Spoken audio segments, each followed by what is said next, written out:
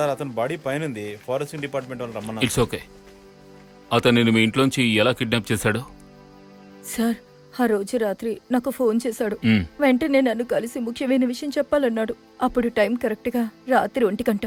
ఇంట్లోంచి బయటకు వచ్చామని చెప్పాడు. ఏదో చెప్పాలన్నాడు. ఆ తర్వాత జీవితంలో ఎప్పటికీ మమ్మల్ని డిస్టర్బ్ చేయనని చెప్పాడు. ఒకవేళ నేను ఇంట్లోంచి బయటికి రాకపోయినా, ఈ విషయం ఇంకెవరికైనా చెప్పినా, అతని మాట వినకపోతే మా ఇద్దరిని ప్రాణాలతో వదిలిపెట్టనన్నాడు. తర్వాత ఈరోజు సంజుకు జరిగిన విషయం నీకు తెలీదా అని అడిగాడు. అది విన్న తర్వాత నేను చాలా భయపడ్డాను సార్. ఈ సమస్యకు ఒక ఫుల్ స్టాప్ పెట్టేద్దాం అనుకున్నాను. అందుకే నేను ఇంటి నుంచి బయటకు వచ్చాను. అందుకే సార్ అప్పుడు వాడు నన్ను... okay, so you don't need to go to hospital. వద్దు సార్, నాకు ట్రీట్మెంట్ తెలుసు.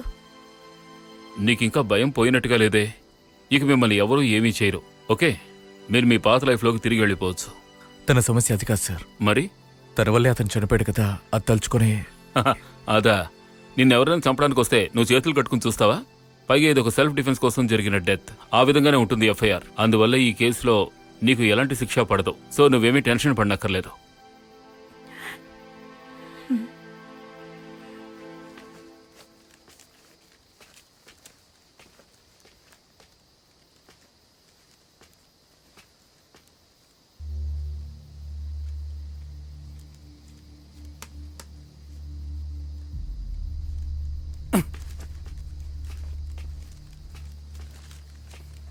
సార్, ఈ ఫోటో అక్కడ దొరికింది.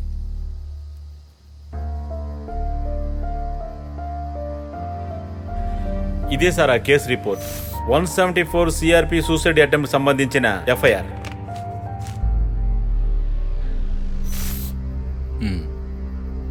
ఇది మీ చేతిలోంచి మిస్ అయిందా?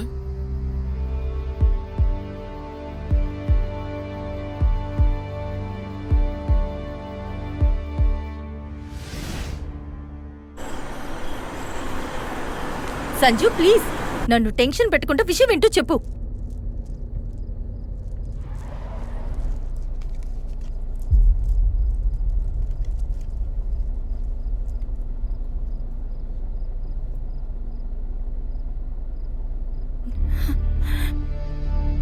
ఇది నీకు ఈ అమ్మాయి గురించి కానీ ఆ డాక్టర్ గురించి కానీ ఏమైనా తెలిస్తే దయచేసి నాతో చెప్పు. నీకు తన గురించి తెలుసని నాకు తెలుసు. నువ్వు అది చెప్పకపోతే మనిద్దరికీ ప్రమాదమే. అందుకే అడుగుతున్నా. సంజు, నీకు ఈ ఫోటో ఎక్కడ దొరికింది? ఇలా చూడు రితు, ఇప్పుడు అవన్నీ చెప్పడానికి టైం లేదు. నేను నీకు తర్వాత వివరంగా చెప్తాను. ముందు నా ప్రశ్నకి సమాధానం చెప్పు. నువ్వు ఈ అమ్మాయిని ఇంతకుముందు ఎక్కడైనా చూసావా? లేదంటే మరో విధంగా ఈ అమ్మాయి నీకేమైనా తెలుసా? పరిచయం ఉందా?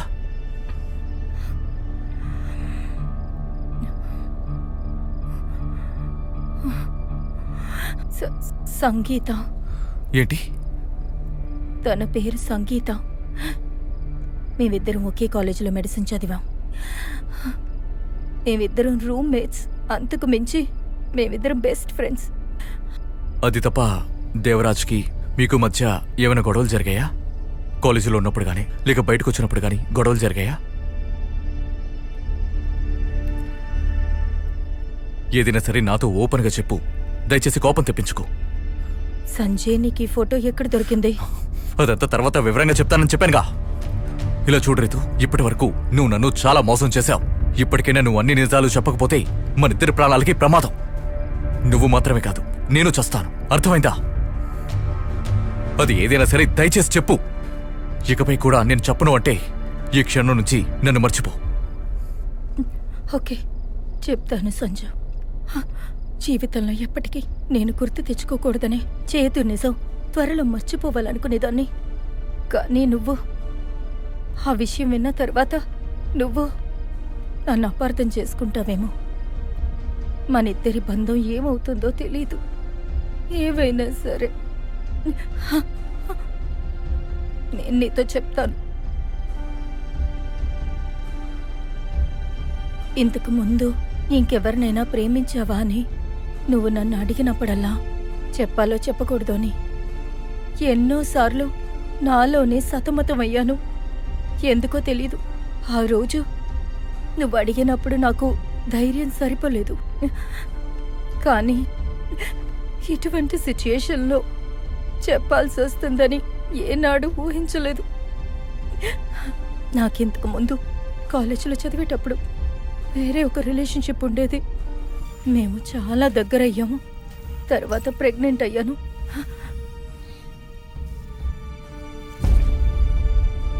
మెచ్యూరిటీ లేని చిన్నతనంలో జరిగిన విషయం నీకు తెలుసు కదా సంజు. నన్ను మా అమ్మ నాన్న ఇద్దరు అపురూపంగా పెంచారు. అందువల్ల ఈ విషయం ఎవరికీ తెలియకుండా దాచిపెట్టారు. నేను ప్రాణాలతో ఉండి నేను భయపడ్డారు.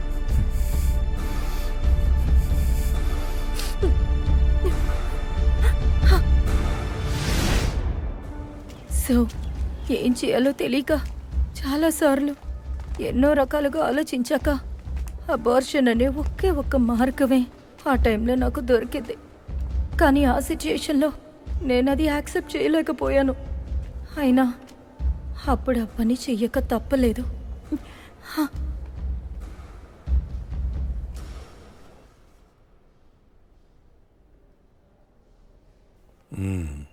నువ్వు ఈ విషయాన్ని నీ బాయ్ ఫ్రెండ్కి చెప్పావా? ఈ విషయం తెలిసిన దగ్గర నుంచి నా ఫోన్ తీయటం లేదు. సార్ ప్లీజ్ ఇంతకు మించి ఏం అడగండి. జరగకూడదు జరిగిపోయింది.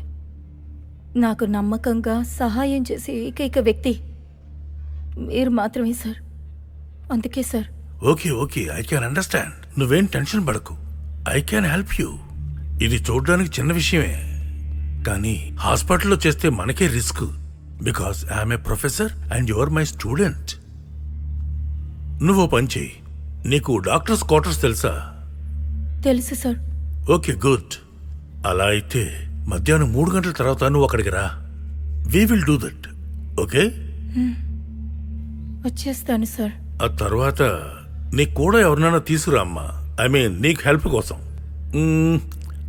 ఆ సంగీత నీకు బెస్ట్ ఫ్రెండ్ కదా? She will come right? Sir నేను ఈ విషయాన్ని తనతో కూడా చెప్పలేదు. అంతేకాదు ఇలాంటి విషయాలు తనకి నచ్చవు. సార్ తను రాదనుకుంటాను. అయినా పర్వాలేదు. You just tell her. She will come. ఇలాంటి సమయంలో హెల్ప్ చేయకపోతే ఇక బెస్ట్ ఫ్రెండ్ అన్నదానికి అర్థమేమిటి? ఓకే సార్, నేను తనని అడుగుతాను. చూడు, నువ్వెంతగా భయపడక్కర్లే. ఇలాంటివన్నీ ఈ కాలంలో మామూలే. నేను నా సర్వీసులో ఇలాంటి కేసులన్నీ అటెండ్ చేశాను. సో నేను చెప్పిన టైంకి మీరు రండి. Okay? Don't worry about it. నేను తిరిగి హాస్టల్కి వెళ్ళి జరిగిందంతా సంగీతతో చెప్పాను. అది విన్నాక తను చాలా భయపడిపోయింది. అబార్షన్ విషయంలో నేను ఇక సాయం చేయనని చెప్పింది. మొత్తానికి నన్ను అర్థం చేసుకుని నా బాధ చూడలేక నాతో పాటు రావడానికి ఒప్పుకుంది. తర్వాత ఆ దేవరాజ్ చెప్పిన చోటికి ఆ రోజు మధ్యాహ్నం 3 నేను సంగీత కలిసి మేము మా హాస్పిటల్ దగ్గరున్న గెస్ట్ డాక్టర్స్ క్వార్టర్స్కి వెళ్ళాం.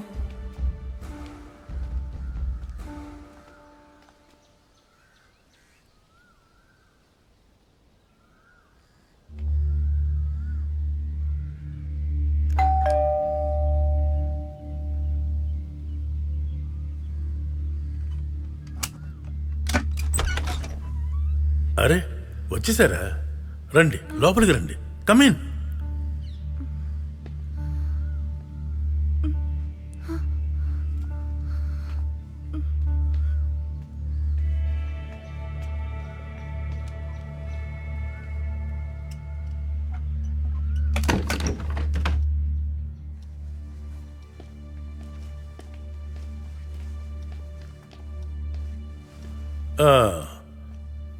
అనవసరంగా టైం వేస్ట్ చేయొద్దు. రితు, నువ్వు ఆ రూమ్కి వెళ్ళమ్మా. నేను ఇన్స్ట్రుమెంట్స్ అన్నీ రెడీ చేసి పెట్టాను. నువ్వెక్కడ వెయిట్ చేయమ్మా. నేను పని అయ్యాక పిలుస్తాను. Okay sir. లోపలికి పద. కమ్.